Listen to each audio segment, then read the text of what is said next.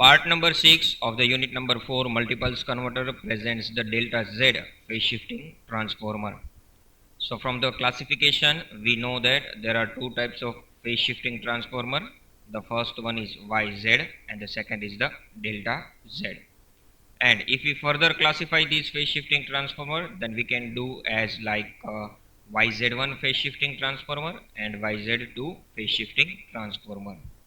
So about the YZ phase shifting transformer, I have explained in the part number.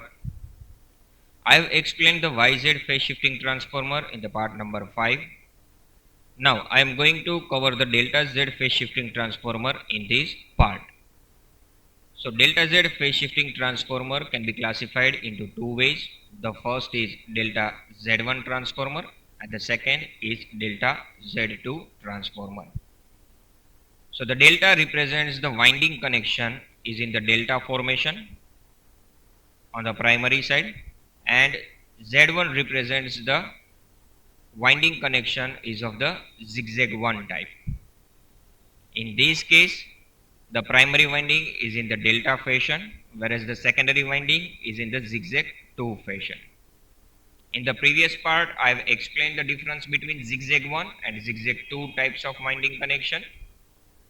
In zigzag 1 connection, the delta formation of the N2 coils is in the clockwise direction, which means that the dot terminal of the first winding gets connected to the non-dot end terminal of the second winding. Then dot end terminal of the second winding is connected to the non-dot end terminal of the third winding, and so on. But in the case of zigzag 2 types of connection, the dot end terminal of the first winding goes to the non-dot end terminal of the third winding, whereas the dot terminal of the third winding goes to non-dot end terminal of the second winding, and so on. So in the case of zigzag 2 connection, the delta formation of the N2 coil is in the anti-clockwise manner.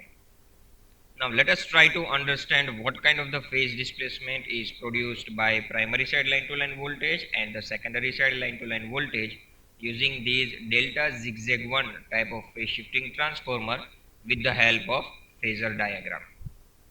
Right? So I am going to begin with the primary side vector diagram.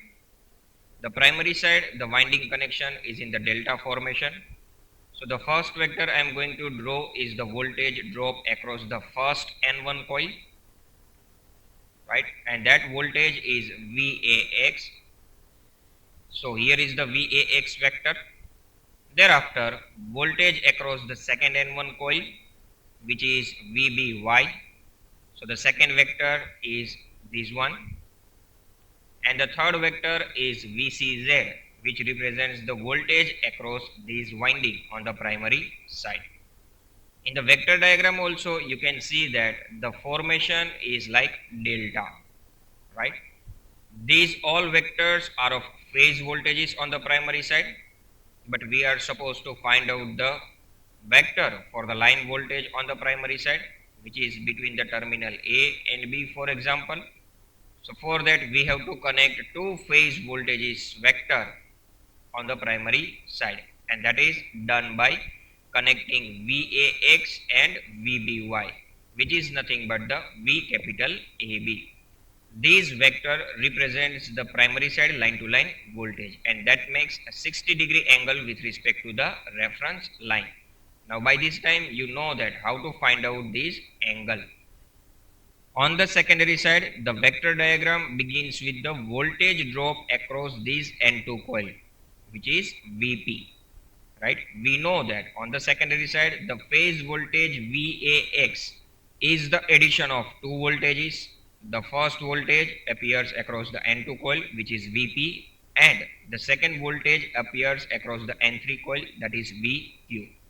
So the first of all, I am going to draw the vector diagram of these delta connected three phase winding on the secondary side having N2 coils per phase. Hence, the first vector VP across this winding is this one. Thereafter, VP across the second winding is this one. And at last, VP across the third winding is this one. So this is how we can construct the delta formation on the secondary side. Now we know that each of the winding is extended by third coil having the N3 number of turns. So the first vector Vp is extended by Vq amount to get the Vax phase voltage vector on the secondary side. So in the vector diagram, if I extend this Vp vector by Vq magnitude, then I can get Vax phase voltage vector on the secondary side. Similar to that, if I extend this Vp vector of the B phase by magnitude Vq, I can have Vby vector on the secondary side. And similar to that, if I extend this Vp vector of the third phase by the magnitude Vq, then I can get Vcz phase voltage vector on the secondary side. So all these three vectors represent the phase voltages on the secondary side. But we are interested in the line to line voltage. So for that I have to connect two phase voltage vectors. The first one is I am taking Vax and the second one I am taking as Vby. So when I connect these two vectors, then I can have the line to line voltage on the secondary side VAB. So I have the vector of line to line voltage on the primary side, and now I have the vector of line to line voltage on the secondary side. And for the comparison purpose, to know that how much amount of phase displacement is produced by this delta zigzag 1 phase shifting transformer, for that I have to project the primary side line to line voltage on the secondary side vector diagram.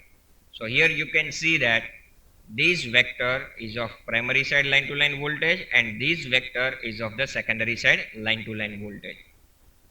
So we can conclude that secondary side line to line voltage, which means that voltage appears over here, lags behind the voltage provided on the primary side by angle delta. So as I said earlier that the primary winding is connected in delta and the secondary winding is zigzag connected.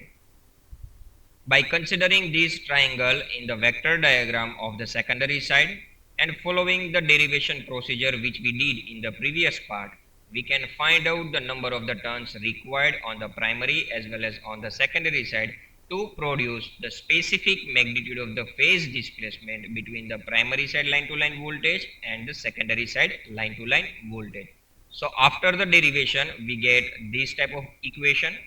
On the secondary side, N3 divided by N2 plus N3 is equal to Vq divided by Vax is equal to sine of delta divided by sine of 60 minus delta.